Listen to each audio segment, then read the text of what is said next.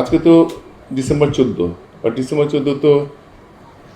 14 তো একদিনে হয়নি, এটা অনেক দিনে এই ডিসেম্বর 14 পাকিস্তানিরা এই শেষ একটা ডেসপারেট অ্যাটেম্প নিল আমাদেরকে শেষ করার জন্য।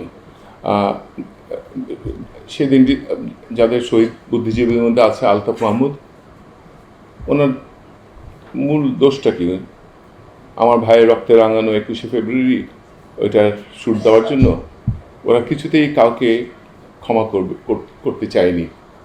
আর যতই ওরা বিপদে পড়ছিল ডিসেম্বর 71 মাসের পর মাস, ততই ডেসপারেট হয়ে যাচ্ছিল, ততই ওরা এই ধরনের জিনিস করছিল। আমি নিজের কথাই যদি বলি, কতজনকে হারিয়েছি। আমার স্টেজে আছে মেঘনা আব্বা, আমার টিউটোরিয়াল টিচার ছিল, শিক্ষক ছিল ঢাকা বিশ্ববিদ্যালয়ে, আমাকে অনেক স্নেহ করতো। 2 মাস পেয়েছি, তারপরে তো উনি মারা গেল। কিন্তু উনি যে প্রথম দিন ক্লাসে আসলেন, এটা আমি লিখেছিও। উনি প্রথম ঢাকা ইউনিভার্সিটি আমার প্রথম ক্লাস 2000 শেষ দিক, ওই রুম থেকে বাইরে তাকিয়ে বলছে, হোয়াট ইজ পোয়েট্রি? তারপর বলছে, I wanted lonely as a cloud, that is poetry.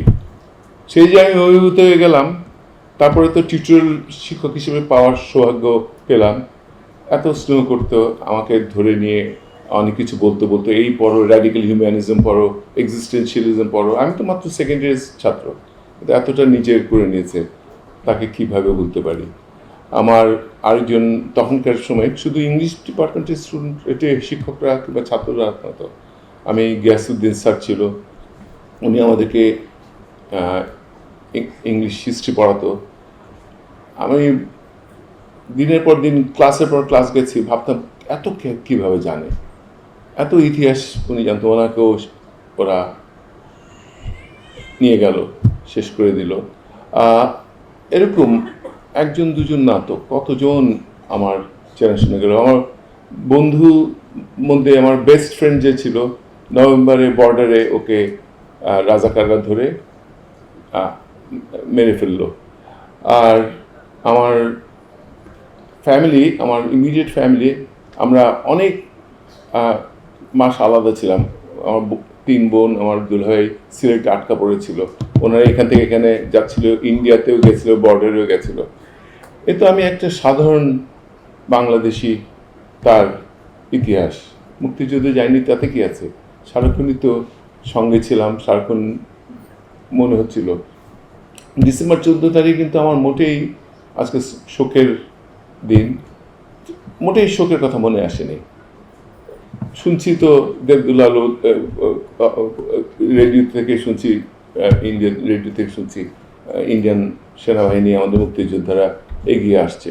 আমাদের তো আশা ভরা ছিল, আমরা তাকিয়েছিলাম কবে স্বাধীনতা আসবে। তবে আসলো, কিন্তু স্বাধীনতা আসতে অনেক বছর ধরে, সেই 21শে ফেব্রুয়ারি থেকে কিংবা তারও আগে থেকে আমাদের অনেক মূল্য দিতে হয়েছে। এতজন শহীদ হলো, এতজন মারা গেল, আর এত দুঃখ, এতজনের দুঃখ, সেই দুঃখ রয়ে গেল। লাঞ্ছিত হলো নারীরা আর ছাত্রছাত্রীরা। আমার আরেক ক্লাস ফ্রেন্ড অরুণ চৌধুরী, তার কী দোষ ছিল? আরপি শাহর বাসায় তারা আশ্রয় নিয়েছিল, তো সেই জন্য আরপি শাহ এবং অরুণের ফ্যামিলি সবাই চলে গেল, এক ভাই ছাড়া, আর ওর মা 2জন ছাড়া। তো সাধারণ বাঙালি আমরা যারা ছিলাম 71-এ, আমরা 71-কে কোনোদিন ভুলতে পারি না। 71-এর স্মৃতি তো ধরে রাখবই। 71-কে নিয়ে বঙ্গবন্ধুর কথাও বলতে হবে। উনি যে আমাদের আদর্শ, উনি যে আমাদেরকে দিক নির্দেশনা দিয়েছেন, এইসব আমরা সবাই ধরে রাখতে চেষ্টা করবো। এই সময়ে আরও অনেক বেশি চেষ্টা করবো ধরে রাখতে, অন্য যে কোনো সময় থেকে। এবং এই জন্য আজকের অনুষ্ঠানটা এত সুন্দর, এত ভালোভাবে আয়োজন করা হয়েছে এবং এত গুরুত্বপূর্ণ। আজকে সকালবেলা ঢাকা ইউনিভার্সিটি ইংলিশ ডিপার্টমেন্টে আমরা এরকম একটা অনুষ্ঠান করেছি, ছোটোখাটো একটা অনুষ্ঠান করেছি। আজকে এই অনুষ্ঠানে আসতে পেরে আমার খুব ভালো লাগছে।